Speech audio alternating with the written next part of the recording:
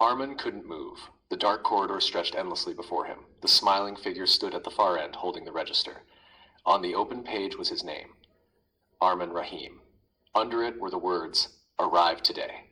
The hallway lights continued flickering. On, off, on, off. Every time darkness covered the corridor, the figure seemed closer. Arman's breathing became uneven. Beside him, Maya's grip tightened around his arm.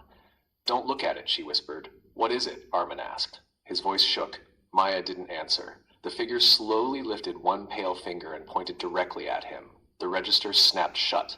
The sound echoed through the hallway like a gunshot. Then all the lights went out. When the lights returned a second later, the figure was gone. The corridor was empty. The register had vanished. Only silence remained. Arman stared down the hallway. Nothing. No footsteps, no shadows, no sign that anyone had ever been there. His heart was still pounding. Maya immediately pulled him toward a nearby classroom. Inside. Now. They entered the empty room and Maya locked the door. Only then did she finally release his arm. Arman stepped back. The questions that had been building inside him exploded all at once.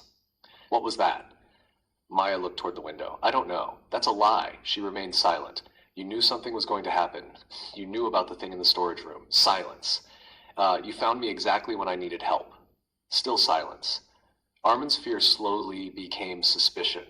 "How did you know I was there?" For the first time, Maya looked uncomfortable. She glanced away. "I just did. That's not an answer. It's the only answer you're getting." Arman's frustration grew. The bell rang outside. Normal sounds slowly returned to the school. Students talking, footsteps, doors opening, as if nothing strange had happened, as if the darkness had never swallowed the corridor. Maya unlocked the door. "Go back to your dorm. Trust me." "I don't trust you." A strange sadness appeared in Maya's eyes. "Yeah," she said quietly. "I know." Then she walked away, leaving Arman alone. That night, sleep refused to come. The boys in his dormitory were already asleep. Rain tapped softly against the windows. The old building groaned occasionally. Arman lay awake, staring at the ceiling. Every time he closed his eyes, he saw the register, his name, the smiling figure, the words, "Arrive today." Around midnight, he finally sat up. Something felt wrong, very wrong. The room seemed colder than before. He rubbed his arms. Then he noticed it, a small folded piece of paper lying beside his bed. His stomach tightened. It hadn't been there earlier. He was sure of it. Slowly he picked it up. Inside, written in shaky handwriting, were 5 words. "Student number 317 has returned." Arman froze. A chill traveled down his spine. He immediately checked the room. Everyone was asleep. Nobody seemed aware of the note. He looked again. "Student number 317 has returned." Returned. The word bothered him most. Returned from where? The next morning, Blackwood Academy looked completely normal, which somehow made it even more disturbing. Students attended classes, teachers gave lectures, the cafeteria was crowded, everything looked ordinary. Yet Arman couldn't stop noticing the cracks beneath the surface. Students avoided certain hallways. Teachers changed the subject whenever old incidents were mentioned. Nobody ever talked about strange events. It felt rehearsed, like everyone had agreed to pretend. During lunch, Arman finally found Maya sitting alone beneath a large oak tree in the courtyard. He approached carefully. Maya looked up. "You should stop following me. You should stop hiding things." A faint smile appeared on her face. "Fair."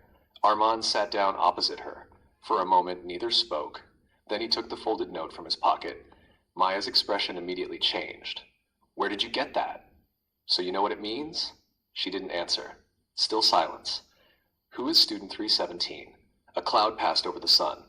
The courtyard suddenly seemed darker. Maya looked around before speaking. "Don't ask that name here." "Why?" "Because Blackwood listens." Arman almost laughed, but something in her face stopped him. She wasn't joking, not even slightly. "Who is 317? He repeated. Maya stood up. "Forget you ever saw that note." Then she walked away. Again, Arman clenched his fists. The more she avoided his questions, the more suspicious she became. After classes ended, Arman headed toward the library. If nobody would answer him, he would find answers himself. The library occupied an entire wing of the school. Tall shelves stretched toward the ceiling. Dust floated through rays of fading sunlight. Few students visited this place, which made it perfect. Arman searched old newspapers and school records. Hours passed. Most articles were ordinary. Sports events, graduation ceremonies, academic achievements. Then he found something, a newspaper from 10 years ago. The headline immediately caught his attention. Student missing. His pulse quickened. He began reading. A student named Daniel Hart had disappeared from Blackwood Academy. Search teams found nothing. Teachers offered no explanation. Police eventually closed the investigation. Case unsolved. Arman's eyes widened. At the bottom of the article was Daniel's student identification number. 317. His breath caught. Student 317. The same number from the note. Suddenly the lights above him flickered. Once, twice, then stabilized. Arman glanced up uneasily. When he looked back down, he noticed something strange. Several pages were missing from the newspaper archive. Torn out, deliberately. Someone had removed them. Why? As evening approached, Arman discovered an old class photograph tucked inside a history book. The image was faded with age. Students stood in rows. Teachers smiled proudly. Everything looked normal, until he noticed one face. One student's face had been violently scratched out. The damage was so severe that the photograph beneath had nearly torn. Below the image was a handwritten caption. Class of 2016. Arman's eyes moved along the names. Then he found it. Daniel Hart. Student 317. His face was the one that had been destroyed. A cold sensation settled in his chest. Someone didn't want Daniel remembered. That evening, Arman returned to his dorm, carrying the photograph. Rain had started again. Heavy rain, the kind that made the windows tremble. The dormitory was quiet. He sat on his bed studying the picture. The scratched face bothered him. Something felt wrong. As he examined it, he suddenly froze. The scratch marks looked different, newer, fresher. His heart skipped a beat. That wasn't possible. Slowly, he compared the photo to his memory. The damage was spreading. The scratches hadn't been that large before. Had they? Then movement caught his eye. Tiny, almost invisible. One of the students in the photograph moved. Arman's blood turned to ice. The student had turned his head. Inside the picture, Arman dropped the photograph. The room became silent. For several seconds he couldn't breathe. Slowly he picked it up again. Everything looked normal. The students were standing still, frozen, exactly as photographs should be. Yet Arman knew what he had seen. That night, curiosity defeated fear. For the first time, but not the last. Arman left the dorm after curfew. The hallways were empty. Moonlight spilled through stained glass windows. Every shadow seemed alive. He moved carefully through the school. Then he heard it. A low humming sound. Soft, distant, almost musical.